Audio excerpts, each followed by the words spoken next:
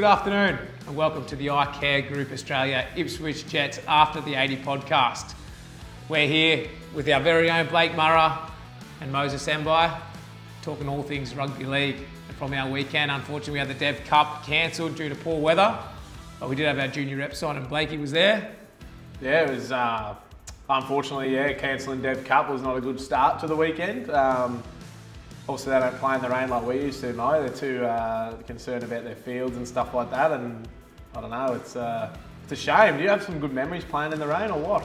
I do. I used to love actually getting out there and ripping in the rain, but these days it's a very tough conversation to be had with our groundsmen. They treat our community fields like Pebble Beach these days. Yeah. It's I don't think you're ever going to get them out there in the wet weather. Yeah, that sucks. It's unfortunate, but trust us kids, it used to be good fun playing in the rain. But we still managed to get through our 4 junior rep teams. And I think it was our first 4-peat in our junior reps since the 2nd of March in 2024. So all of our teams had a victory. Yeah. We had who'd we have out there on the weekend? We had the under-17s girls, under-19s Harvey Norman girls, Yep. and then obviously our Mal Meninga boys, which you were a huge part of. We'll get you to talk about that in a second. And then our Cyril Connell boys, who were the under-17s. Do you want to give us a rundown on what the week looked like? Obviously, what you said, 4 from 4. Yeah, 4 from 4. Like I said, last time we did that was the 2nd of March against Wide Bay in 2024. So it's been a couple of years since we've had all 4 junior teams victorious on the same weekend. So all 4 of our teams played against the Northern Pride. They flew down from Cairns. Massive, I guess, rap to those guys for the travel. You know, obviously it's a pretty hard sort of factor, especially for kids. It's good experience for them getting used to coming down here, and you know, it was good. So we kicked off Saturday with the Queensland Law Group Harvey Norman under-19s. Ended up sneaking home with a 20-18 victory there. 2 tries in the last 5 minutes. And Oriana Clark, who's back rower for our girls, she's a part of the Queensland 19s emerging squad, scored a hat-trick.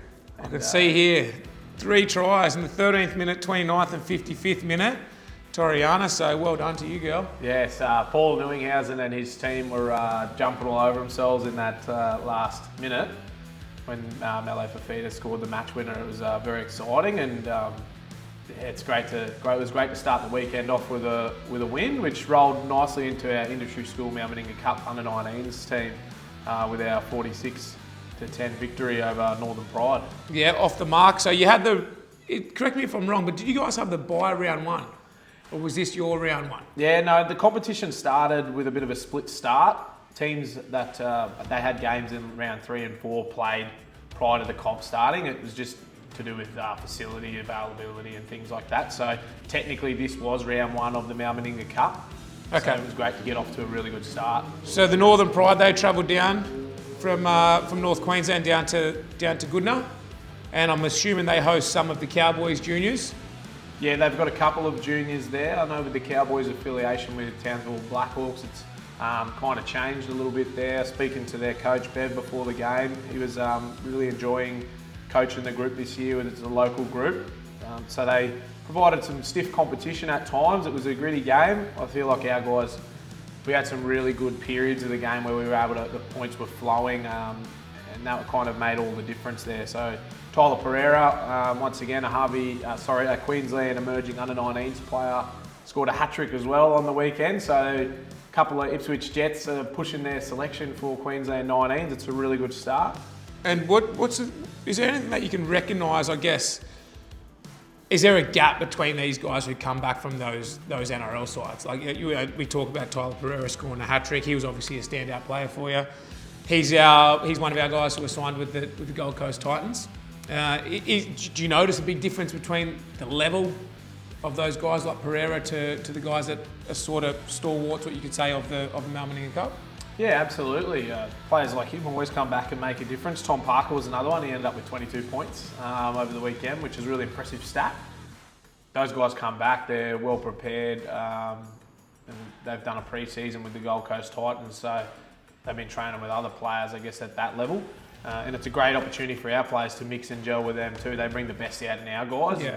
I guess the goal of the season is our guys get to play with them, and hopefully our guys get picked up by NRL clubs as well. So it's great to, obviously, as you would be aware, you play with better players, it makes you a better player. Absolutely. So, And I'll tell you something that really stands out, and something that's really important to me is when you are a contracted player at the Gold Coast Titans, or it's like the equivalent of going off to play State of Origin, a really good reflection of character and your person and the quality of person you have is how well you play when you do come back to either your community club, your clubland, or back to your local club where you've been allocated to play. So you sometimes get those players come back, somewhat kicking stones or in the wrong mindset, thinking they don't have to be there, they don't have to compete. But I'd just like to give what looks like a rap to Tyler Pereira is the ability to come back from a system where he hasn't spent a lot of time in and put a performance in like that. So that's a really good quality to have, and as someone who seems like he's going to have a bright future.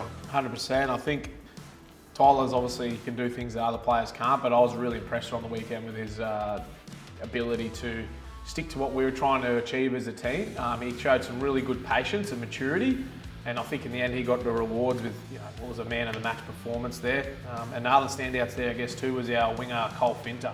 Scored a really good try off a Tom Parker kick, and his carries out of yardage. You don't get a lot of raps for that sort of stuff, but it actually made a really big difference in the scheme of the game. Oh, nice. And moving on to our Ready Finance, Harvey Norman 17s.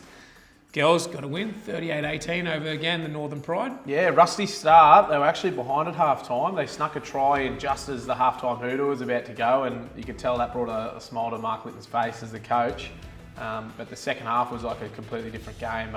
Their spine of Sadiqa Nelson, Janali, Wiles Enterman and Briella Gray, they were linking up on that left edge there. I think they scored 4 tries in that second half, all on the left edge. So that's gold. Lito will be happy with that one. I'm sure you put your coaching hat on. It's round one. I know it's early days, but it's a shortened competition for those of you listeners who don't understand. These competitions only run for 11 weeks. Is that right? Yeah. So the wins need to be put on the board nice and early. And how do you feel sort of getting that win straight away? Like, does it feel like a little bit of relief getting you off the mark? You're not chasing your tail early on, or are you more so looking at, would you rather a complete performance and a loss, or would you rather a poor performance and a win? How does it, you know what I mean? Yeah, well, I mean, in the scheme of things, obviously, we are about development, so you want to see the players doing well, and you try not to make it all about wins and losses, but given the shortened format, it is important if you're going to play finals that you win those early games. Absolutely. I think he would have been really pleased with the fact that in that second half, they showed all their tries come off really good footy. It wasn't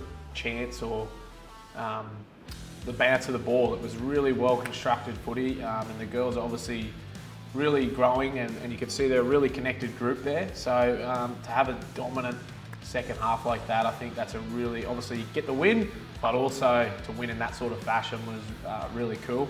The last little mention too is, just want to give a mention to our number 9 there, Tali Flux. Some of her defence in the first, in the trials, and then to come out in the round one, it's honestly really good signs. I think it's worth mentioning too the progression these girls have had in this space. Last year I know they were unfortunate in terms of their results. They didn't get as many wins as they would have liked to, and I was talking to their coach. Knew he was actually with the 19s girls, but who was some of the graduates from last year's 17s. And the girls, their goal was to win a game this year. But that was their goal. So huge rap to those girls. They've ticked that first box. Knew he's going to have to get into them about readjusting their goals and striving for a little bit higher. But it's just a really good start. And then before we move on to our ACS Group Queensland, Cyril Connell under 17s. Again, played the Northern Pride. And again, as Blake mentioned, the 4-peat, 24-8 win. Give us a rundown of how that panned out. I think it was actually quite similar to our 19s game. They went into half-time 16-0 up, so they had quite a dominant lead.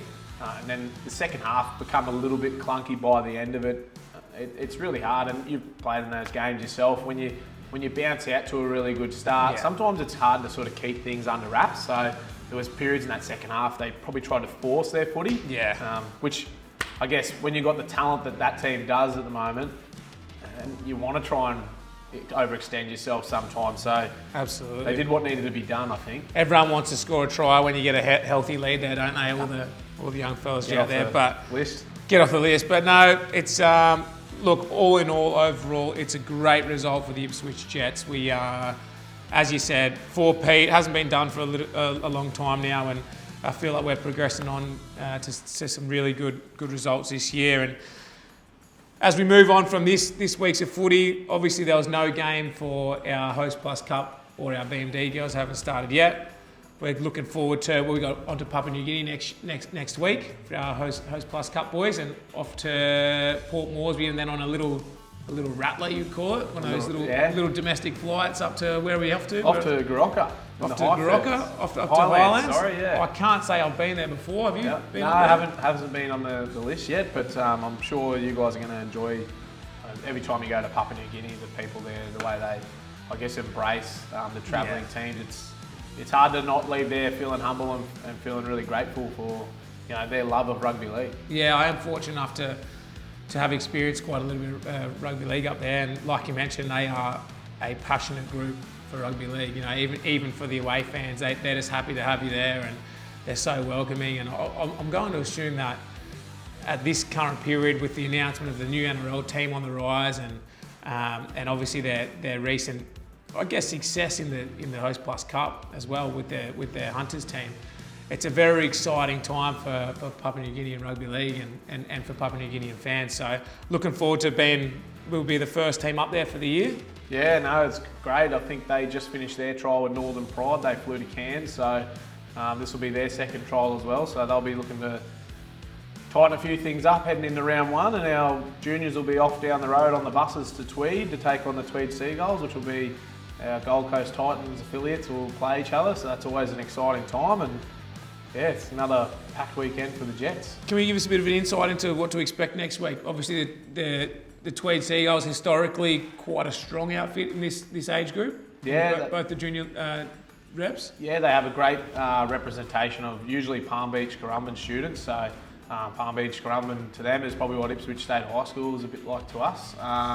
So they have a good contingent of players there that have got great connection, and obviously it's a really exciting week for our Gold Coast Titans players as well, as both clubs have got some affiliates out there, so it's a good chance for them to sort of get the wood over each other. Big rivalry. Yeah. Rival round. 100%. So yeah, we're looking forward to getting out there and doing battle. Well, Blake, all the best next week. Try to go 2 from 2. It's always a good start in the Malmaninga Cup, and I'm sure the rest of our junior leagues will be aiming to do the same thing. But that's a wrap up of our iCare Group Australia Ipswich Jets After the 80 podcast this week. We look forward to bringing you another review of next week, which will also include our Hostplus Cup boys up in Papua New Guinea.